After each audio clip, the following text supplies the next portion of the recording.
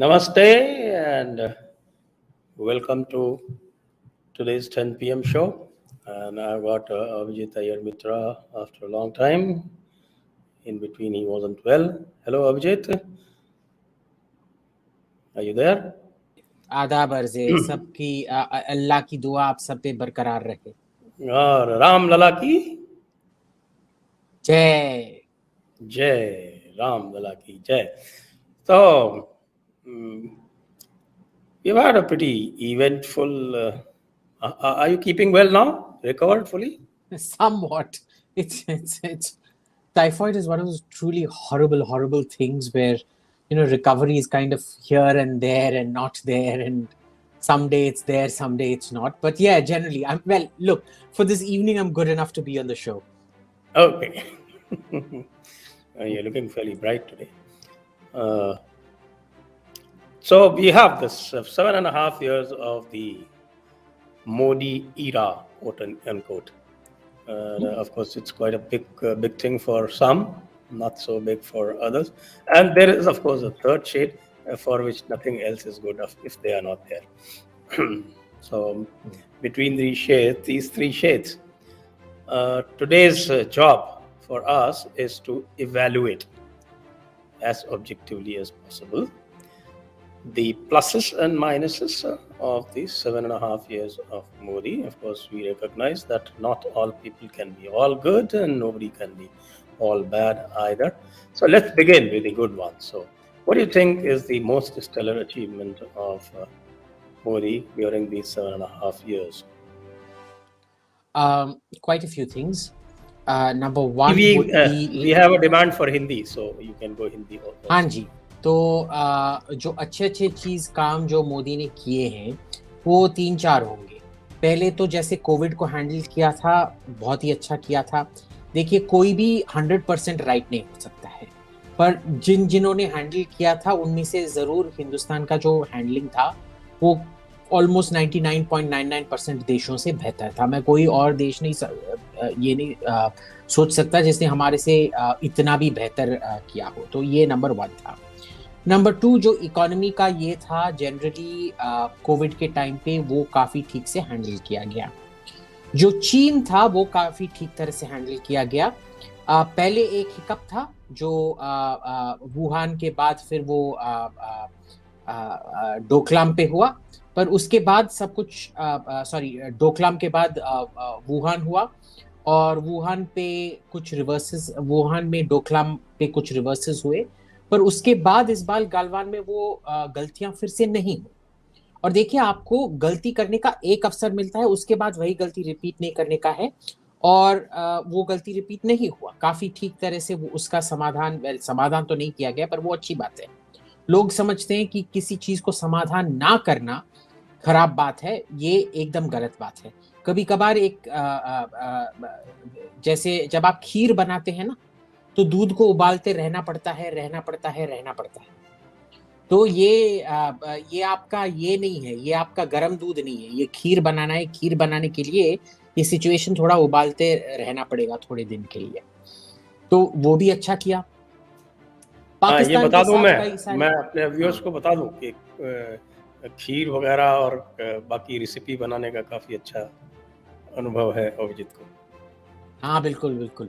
और अगर आप इंडक्शन पे खीर बनाएंगे तो और बेहतर बनेगा, क्योंकि फिर दूध उबलते रहता है पर उबल के फुट के बाहर नहीं आता है.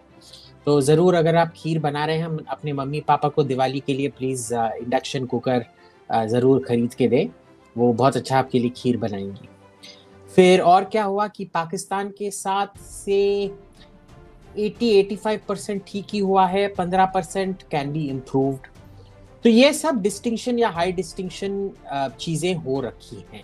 अगर आप देखोगे, जो इकोनॉमिक रिकवरी पैकेज था जो निर्मला सीतारमण में लास्ट बजट में अनाउंस किया था इकोनॉमी के लिए, वो भी काफ़ी ठीक ही था. वो जो कैश इन्फ्यूजन होना था बिल्कुल सही हुआ. तो ये सब अच्छी बात हुई हैं. कश्मीर में क्या हुआ है कि 50% मार्क्स दूंगा, क्योंकि जो एब्रोगेशन के बाद जो हुआ बिल्कुल सही हुआ. अब पता नहीं क्या हो रहा है और क्या कर रहे हैं, पता नहीं क्या सोच विचार है, क्यों सोच विचार इतना बदल गया है. वही जो ढोंगी रिश्वत वाले लोग थे वही सब वापस आ गए हैं उधर. अब तो अच्छा जो करना था वो किया, अब पता नहीं क्या हो रहा है उधर, तो वो मैं काइंड ऑफ 50% मार्क्स दूंगा। अब बाकी की चीज में जो खराब हुआ उसमें आप क्या इसमें समझते हैं? इसमें आप जो भी चीज़ें बोली हैं वो ज़्यादातर आपके 2.0 की बात की है, 1.0 की चीज़ें आपने ज़्यादा नहीं बोली हैं। 1.0 में मेरा प्रॉब्लम क्या है मैं आपको बताता हूँ। 1.0 में हुआ क्या, जो 1.0 के पहले 6 महीने में जो मोदी ने सब वो बिल्स तैयार किए थे लिबरलाइजेशन के लिए, वो सब एक बार वो राहुल गांधी ने बोल दिया सूट बूट का सरकार, फिर कांप के रुक गए। फिर क्या किया, डीमोनेटाइजेशन। अब डीमोनेटाइजेशन के नतीजे हमको अभी तक नहीं पता है।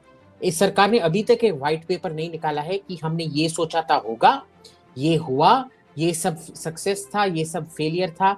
सब तो बोलते हैं, आधे लोग बोलते हैं फेलियर था, आधे लोग बोलते हैं सक्सेस था, पर जब तक गवर्नमेंट का खुद का पेपर ना आए उसका हम ऑब्जेक्टिव तरीके से कैसे उस पर जजमेंट पास करेंगे? जीएसटी तो मैं मानता हूं एक किस्म से अच्छा भी था और एक किस्म से बुरा भी था। क्यों? क्योंकि हम तो डिमोनेटाइजेशन तो किसी को पता नहीं था कि आ रहा था करके, पर जीएसटी तो सभी को पता था। हम पहले दिन से बोले जा रहे थे अगर आप 4 जीएसटी स्लैब रखोगे तो आपका ये जो मिडिल मजलू ब्यूरोक्रेट है वो आके आपको एक्सटॉर्शन करते रहेगा, जैसे कस्टम्स डिपार्टमेंट करता है एयरपोर्ट पे। तो वो तो कोई सुनता नहीं है। अभी भी 3-4 साल से बोले जा रहे थे अच्छा हम दो स्लैब कर देंगे, 2 स्लैब कर देंगे, 2 स्लैब कर देंगे, अभी तक वो हुआ नहीं है। अब प्राइवेटाइजेशन ऑफ एयर इंडिया तो हो वेल, मैं तब मानूंगा हुआ है जब 21 दिसंबर को हैंड ओवर सेरेमनी हो। उसके पहले ना कुछ भी हो सकता है, पता नहीं क्या हो जाए। पर अभी मैंने सुब्रमण्यम स्वामी बाकी है। अरे देखिए, सुब्रमण्यम स्वामी का मैं जो इस पे जो दृष्टिकोण है, इससे मैं एकदम ऑपोजिट दृष्टिकोण रखता हूँ। रतन टाटा हमारे असली में हमारे देश के रतन हैं, और उनको एयर इंडिया बेचना ये तो बहुत पहले कर देना चाहिए था। और मैं तो एयर इंडिया के प्राइवेटाइजेशन का 510% समर्थन करता हूँ। सही सही सही तरीके से हुआ है, सही दाम पे हुआ है। इनफैक्ट मैं तो कम दाम पे बिकने की सोच रहा था, पर इन लोगों ने तो काफी अच्छे दाम पे भी बेचा है, और इसमें बिल्कुल सही कंपनी को भी बेचा है जो इसको टर्न अराउंड कर सकते हैं। हाँ जी। तो अब इनमें ज़रा थोड़ा सा एक एक करके ले लें।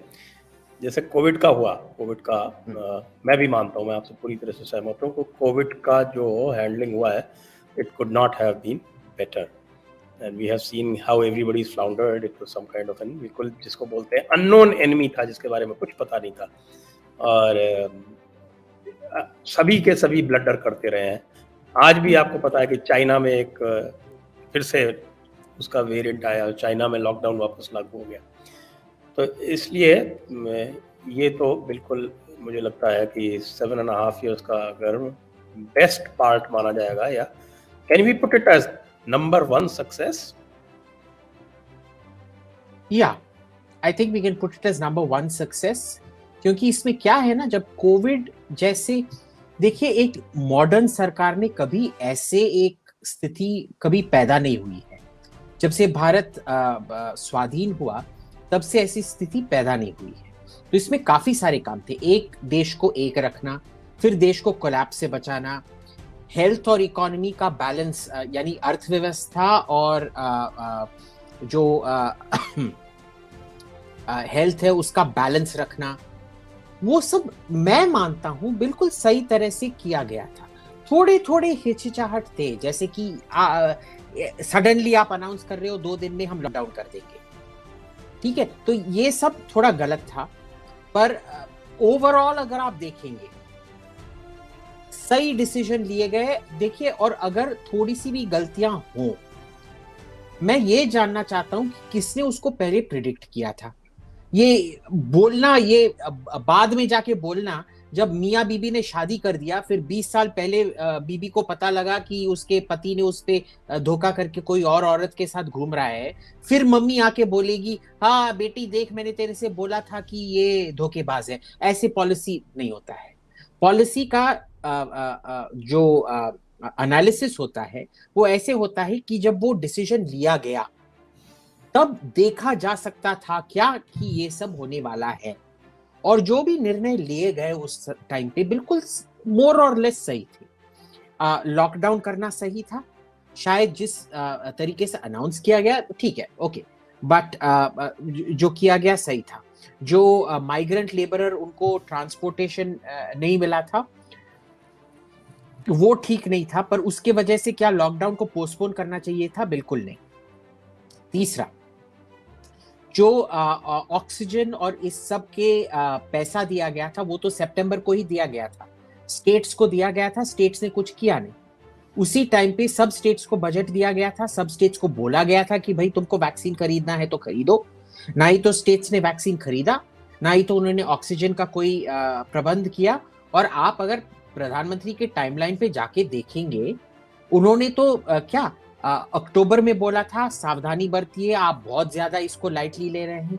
फिर दिसंबर में बोला था, फिर जनवरी में बोला था, फिर सेकेंड वेव आया भाई, और फिर उन्होंने लॉकडाउन बोल दिया कि हम लॉकडाउन फिर से नहीं करने वाले। और ये बिल्कुल सही निर्णय था, बिल्कुल सही निर्णय था, क्योंकि उस टाइम पे लॉकडाउन करना फिर से आर्थिक व्यवस्था को बहुत बुरा हानि पहुंचता।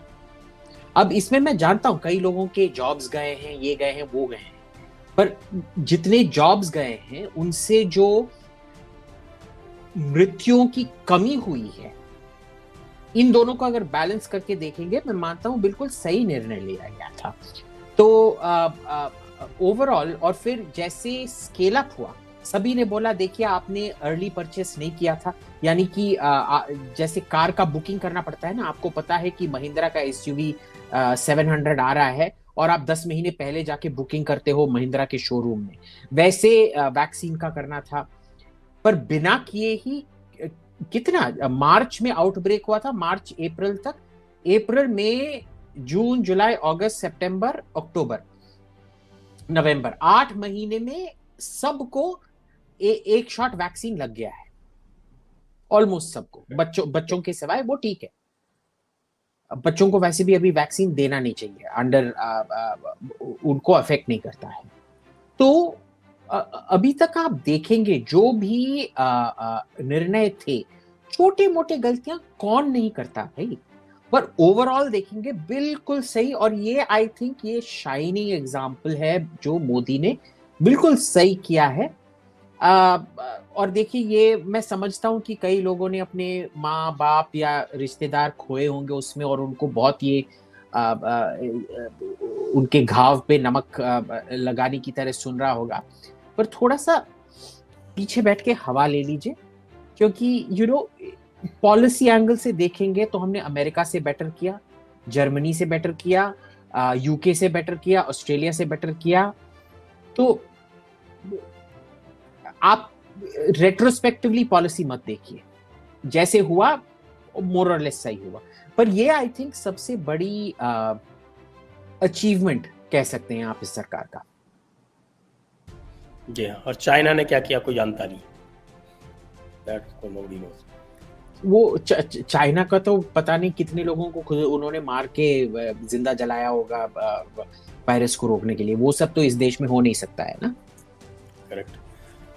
दूसरा आपने बोला कि जो हमारे जो मिलिट्री पॉलिसीज, वो आप उसको काफ़ी हाई रेट करते हैं, both with China as well as with Pakistan, लेकिन हमारे राहुल बाबा तो उसको बहुत बुरा बोलते हैं। अरे यार, राहुल बाबा को सीरियसली कौन लेता है यार, इससे बेहतर ना, एक मिनट, मीडिया लेता है ना, Lutyens media. Advait, Aparajita, come here. Advait, आप इनसे पूछिए बेटा तुम क्या समझते हो राहुल भाग गया। उनसे पूछ लीजिए।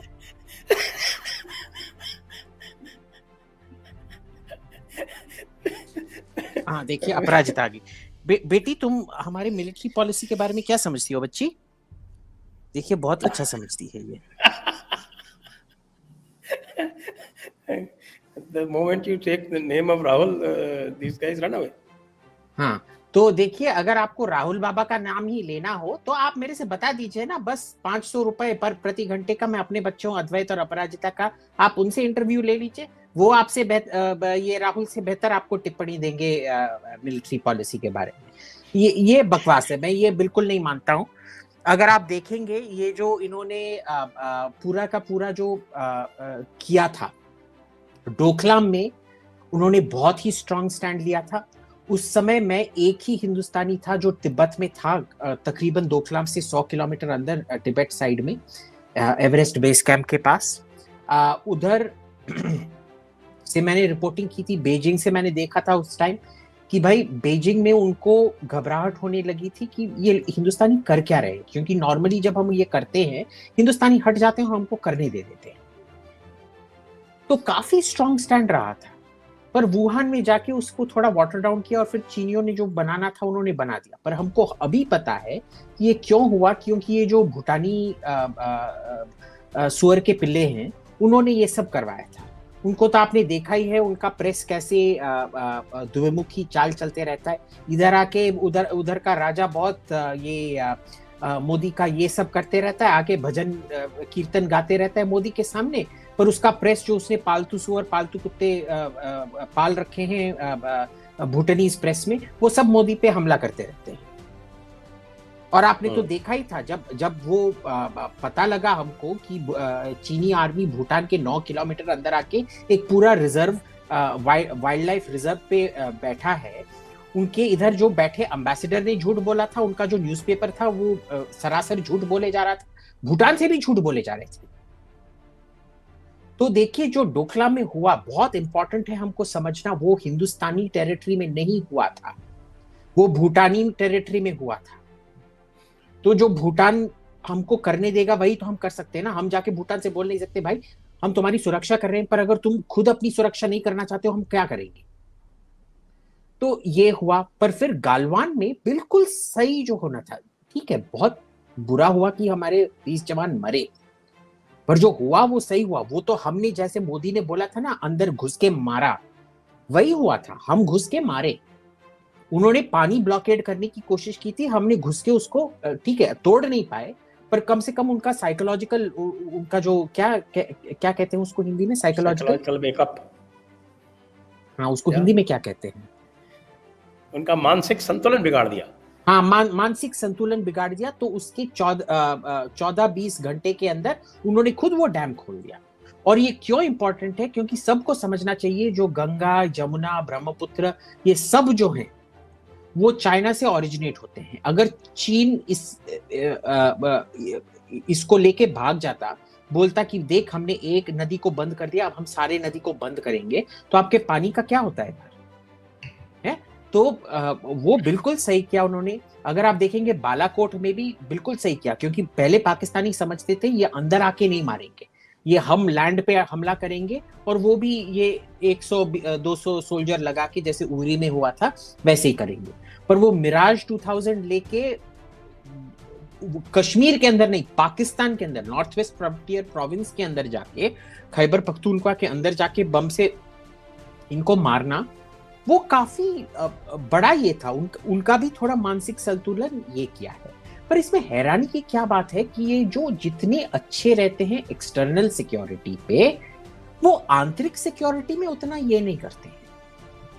जैसे कि आप देखेंगे ये सब जो आतंकवादी घूम रहे थे शाहीन बाग में, शाहीन बाग सब बोलते दिल्ली राइट्स था क्या?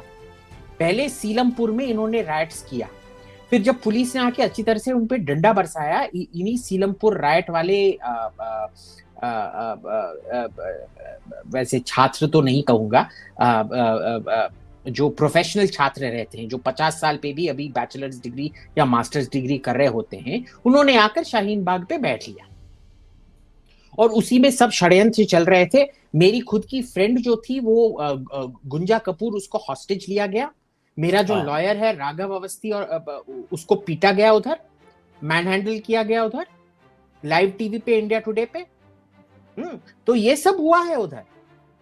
वो एक नंबर के क्रिमिनल गैंग था, उसको तो जनरल डायर की तरह ये करना चाहिए था, किया नहीं। वेरी सैड, उसका नतीजा फिर दिल्ली राइट्स हुआ ना।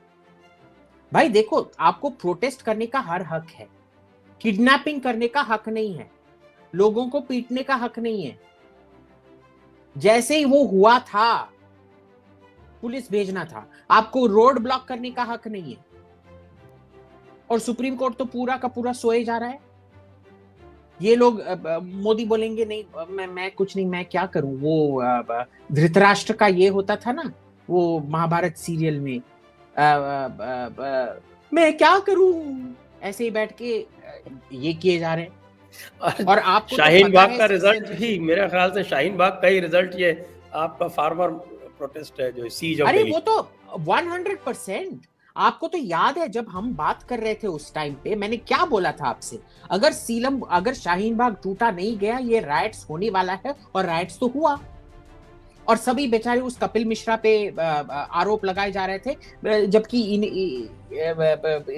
इन्हीं प्रोफेशनल छात्रों ने ये किया था। और मैं कब से आपसे बोले जा रहा था, ये इस पे इसी प्रोग्राम पे मैंने बोल रखा है कि अगर आप जब वो फार्मर्स ने रोड ब्लॉक करना शुरू किया और वो टेलीफोन पोल उखाड़ना शुरू किया कि मारो गोली से उनको, अगर उनको गोली मारते तो लखबीर सिंह का हाथ ये काट के टॉर्चर करके वो जिंदा होता। वो 8 लोग जो मरे, जिनको 4 लोग भाजपा के कार्यकर्ता थे, उनको टॉर्चर करके, वीडियो पे टॉर्चर करके मारा गया। उनकी जीप पे हमला करके उसको विंडशील्ड को उड़ाने के बाद ये सब ना होता। जो हमारे रिपब्लिक डे के परेड के बाद इन्होंने दिल्ली पे हमला किया, वो भी ना होता। और अभी भी ये किए जा रहे। अभी तक योगी आदित्यनाथ का हिम्मत, हाँ लखीमपुर तो नहीं होता, क्योंकि अभी तक योगी आदित्यनाथ ने जो 4 आतंकवादी थे जिन्होंने भाजपा के लोगों को उस जीप से निकाल के टॉर्चर करके मारा, अभी तक उन पे केस नहीं चला है, उन पे अरेस्ट नहीं हुआ है, मर्डर के बावजूद। एफआईआर तो अगले दिन ही हो गई थी। I have a copy. Arrest कहाँ किया है? But now after I made it public, और मैंने हल्ला गुल्ला किया ट्विटर पे, तो उसके अगले दिन उनको सबको नोटिस दिया गया है। सो सम काइंड ऑफ दिखावे के लिए कुछ नहीं हुआ। बट मेरा ये मानना, आपको भी पता है, आपको तो पता ही है ना, कुछ नहीं होने वाला है। मेरा एक सबमिशन है आपसे, आप इसके ऊपर अपने विचार व्यक्त करें। मेरा ये मानना है कि इंटरनल सिक्योरिटी में मिनिस्ट्री ऑफ होम अफेयर्स की नहीं चलती है। ये कश्मीर में भी दिख रहा है हमको पोस्ट 370 में, और ये हमें शाहीन बाग में भी दिखा, और ये हमें फार्मर्स प्रोटेस्ट में भी दिख रहा है। आपको क्या लगता है? मैं ये काफी तर सही मानता हूं कि शायद होम अफेयर्स का नहीं चल रहा है। शायद क्यों शायद बोल रहा हूं? क्योंकि ये पैटर्न, ये कभी भी इन्होंने एक वायलेंट आंतरिक प्रोटेस्ट का जोर से ये नहीं किया है। जब गोधरा हुआ था, इन पे आरोप था, इन्होंने कुछ नहीं किया। पर जब सीलमपुर ये सब हुआ, तब भी उन्होंने कुछ नहीं किया। फिर जब दिल्ली को 26 जनवरी पे हमला हुआ, फिर भी उन्होंने कुछ नहीं किया। तो इसमें कोई मेंटल ब्लॉक है, पता नहीं क्या है, कि आंतरिक सुरक्षा में बहुत ही कमजोर हैं, परंतु वो एक्सटर्नल सुरक्षा में चीन पाकिस्तान के साथ बहुत ही एक किस्म से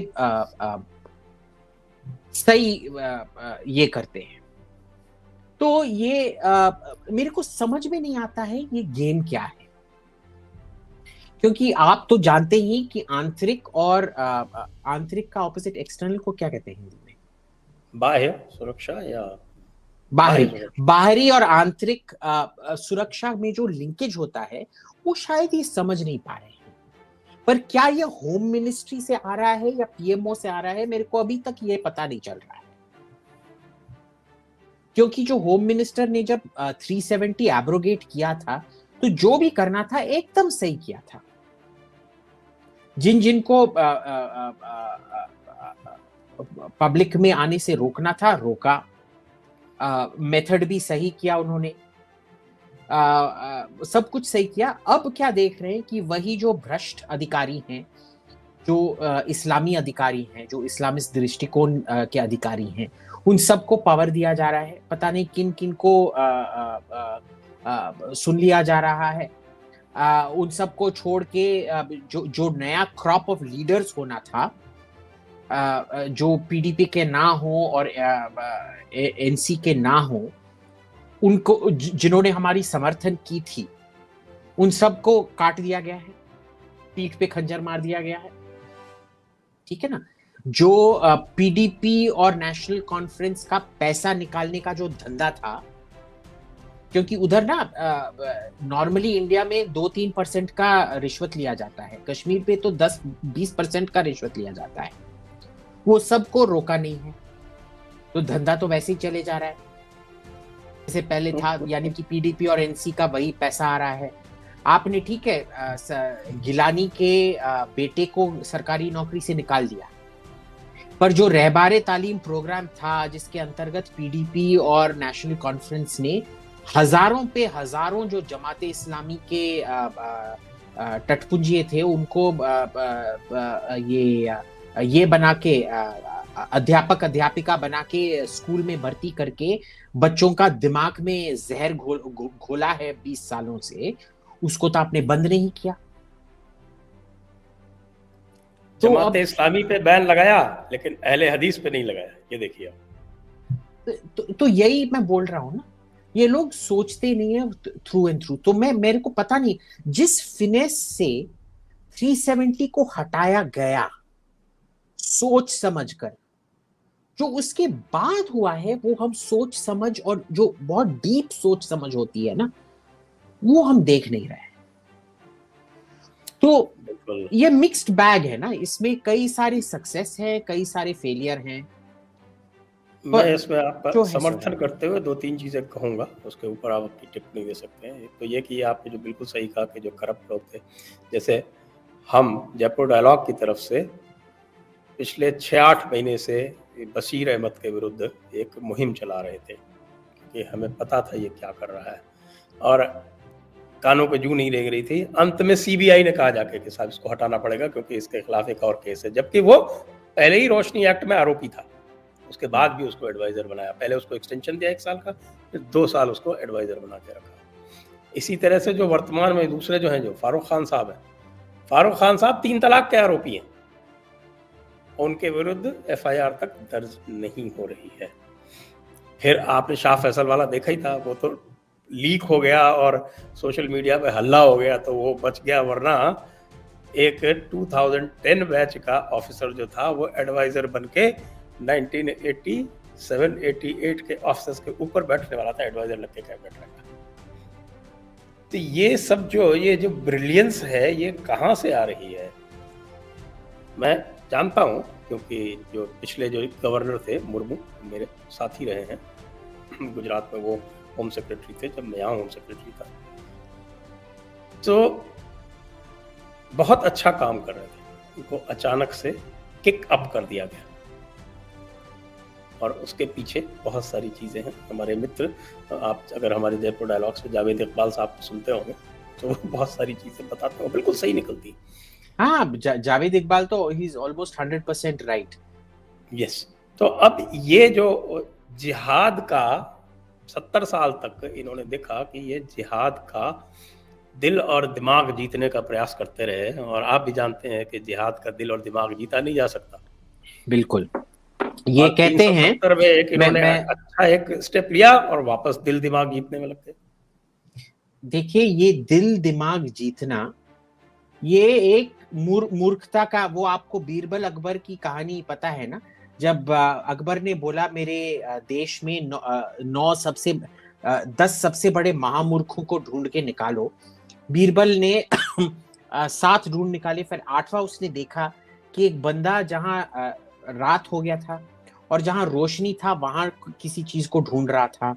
तो उसने जाके पूछा कि भाई तू ढूंढ क्या रहा है? तो उसने बोला देख, मेरा बहुत मूल्यवान एक अंगूठी था, वो गिर गया था, तो मैं उसके लिए इधर ढूंढ रहा हूँ।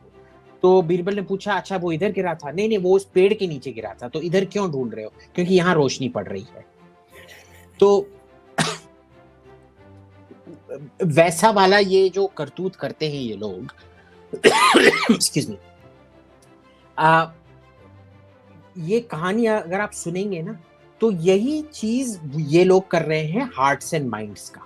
हार्ट्स एंड माइंड्स जो दिल और दिमाग का जो कैंपेन है, आपने 10-15 बार कर चुके हैं, फेल हो चुका है। फिर भी आप जहां रोशनी पड़ रही है, जहां जहां गिरा था वहां नहीं ढूंढ रहे हैं, जहां रोशनी पड़ रही है वहां जाके आप ढूंढ रहे हैं।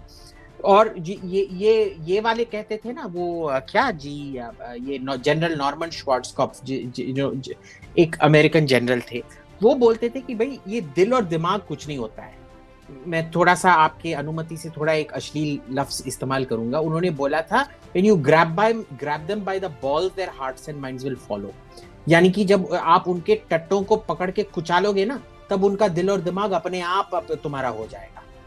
टट्टों को अपना लो, फिर दिल और दिमाग अपने आप अपना हो जाएगा। इनमें वो क्षमता नहीं है टट्टों को कुचालने के लिए। कम से कम इंटरनल में तो नहीं है, ऐसा दिखता है, क्योंकि you can see they flip flop even on the Naxal policy.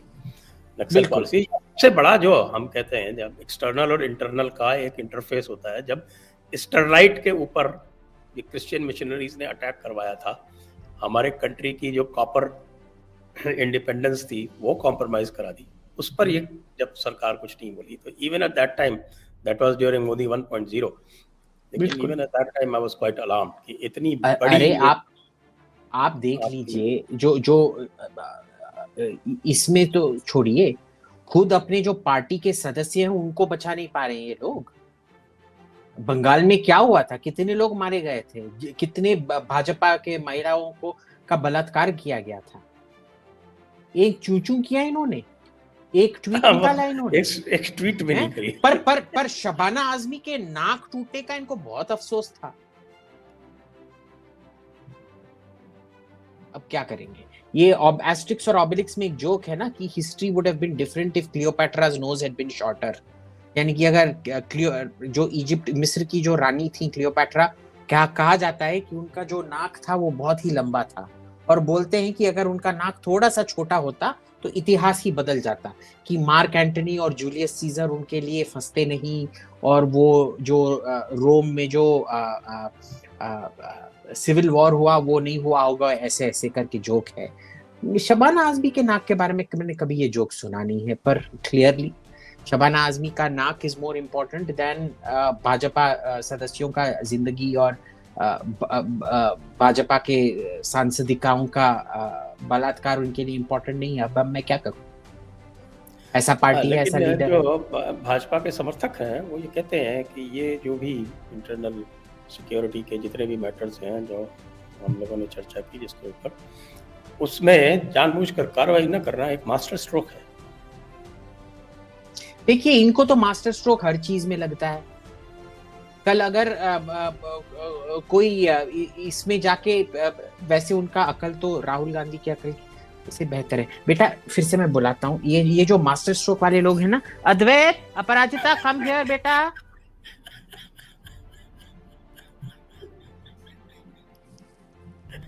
Advaita, Aparajita, come here.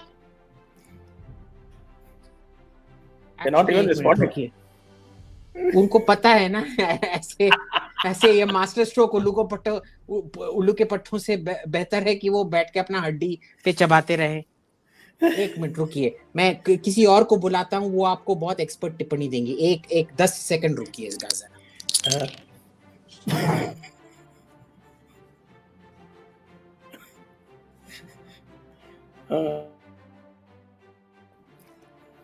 नाम तो बहुत अच्छे हैं, अद्वैत और अपराजिता। वैसे तो ये नाम तो इतने अच्छे हैं कि कोई भी रख सकता है अपने बेटे बेटी का,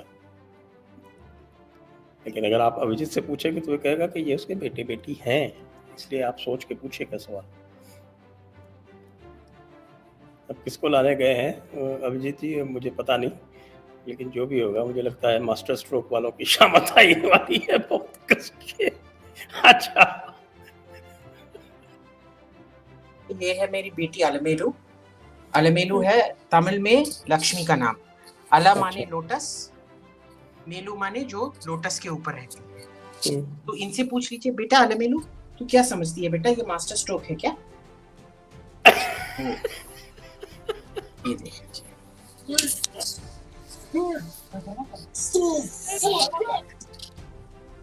बोलो बेटा, मास्टर स्ट्रोक है क्या? मास्टर स्ट्रोक है? आपको मास्टर स्ट्रोक लग रहा है? अच्छा, तो देखिए यही संकोच कर रही हैं। अगर आप बिल्ली ही संकोच कर रहा है इसको मास्टर स्ट्रोक बुलाने में, तो किस जंगल के जानवर होंगे जो इसे मास्टर स्ट्रोक समझ के अपना मुंह दिखाने के लायक समझते हैं? देखिए, ये मास्टर स्ट्रोक होगा भाजपा के इलेक्शन जीतने के लिए, ठीक है ना? पर हमने उनको भाजपा के इलेक्शन जीतने के लिए वोट नहीं दिया, हिंदुस्तान को चलाने के लिए वोट दिया है। और ये जो मास्टर स्ट्रोक मानते हैं, उनका मानना है कि भाजपा का electoral success is greater than the needs of the Indian people. Bhajpa देश से ज्यादा महत्वपूर्ण है, ये उनका मानना है। और इन जैसे घटिया लोगों से कोई किसी किस्म का ताल्लुकात रखना ही बहुत ही ये है, क्योंकि ये वो जिहादी लोगों से कोई कम नहीं है जो मानते हैं जिहाद देश से बेहतर होता है। तो जो मानते हैं भाजपा देश से ऊपर है, उनको प्लीज अपने जिहादी भाइयों के साथ शादी करके निकल जाओ इधर से, कोई जरूरत नहीं है आपकी इधर रहने की। इसी नोट पे एक और भी जो हमारा बहुत बड़ा इशू है, वो भाजपा की कल्चरल पॉलिसीज का है, कल्चरल और एजुकेशनल पॉलिसीज का बारे में आप क्या सोचते हैं? देखिए, एजुकेशन पॉलिसी क्या है, मैं नया एजुकेशन का बुक देख रहा हूँ, मेरे को तो हैरानी हो रही है कि कितना उन्होंने टाइम फिर से बर्बाद किया है ये सल्तनत और मुगलों पे, ठीक है ना? चलो बेहतर है, पहले से काफी बेहतर है, पर अभी भी जो जिस किस्म से इंडोक्ट्रिनेशन होगा उसको रोकने के लिए उन्होंने कोई भी कोशिश नहीं किया है, ठीक है ना? जिस किस्म से जो वो मानते हैं, जो कल्चरल सिविलाइजेशन है, वो इस बुक में रिफ्लेक्ट नहीं हो रहा है। क्योंकि अभी भी अगर आप उस किताब को देखेंगे, उसमें ऐसा कुछ नहीं है दैट डिस्प्रूव्स दिस होल जो ये जो गंगा जमुनी तहजाब जो इन लोगों ने फैला के रखा है, उसको डिस्प्रूव करने वाली चीज, हाँ तेजाब, उसे डिस्प्रूव करने वाला कुछ भी नहीं लिखा है उधर। सब कुछ, अरे मुसलमान आए, उन्होंने चुम्मा हिंदुस्तानियों को चुम्मा देके बैठा के उनको पूजा किया उनका, और सब हल्ला गुल्ला में होली में भांग खा के बहुत सारे बच्चा पैदा किए, और सब हर दिन होली होता था जब सब लोग भांग खा के मटन करी खा के बहुत खुशी मनाते थे, ठीक है? किस किस का सिलेबस चेंज हुआ है? स्टेट्स का हिस्ट्री सिलेबस चेंज हुआ है? नहीं, बस एक ही सिलेबस चेंज हुआ है, एक ही हिस्ट्री चेंज हुआ है, बाकी का जो चेंजेस आने हैं वो नहीं हुआ है। ये जो न्यू एजुकेशन पॉलिसी जो है, ये अच्छा भी है पर आउट ऑफ कॉन्टेक्स्ट भी है। प्रॉब्लम सॉल्विंग गोरे देशों में हो सकता है जहां टीचर टू स्टूडेंट रेशियो बहुत हाई है और जहां बजट बहुत हाई है, हिंदुस्तान में ये हो नहीं सकता है। तो इन्होंने ये कट एंड पेस्ट जो हिंदुस्तानी पॉलिसी में होता है ना, देखिए अमेरिका कर रहे हैं तो हमको भी करना है। बॉस उधर का ये नहीं है, अमेरिका हर एक स्टूडेंट पे 10 से 20,000 स्कूल में खर्च करता है। आप तो $1,000 तक खर्च नहीं करते हो भाई। साल का आप अगर $5-10 एक स्टूडेंट पे खर्च करोगे विलेज में, वो बहुत बड़ी बात होती जाती है ना?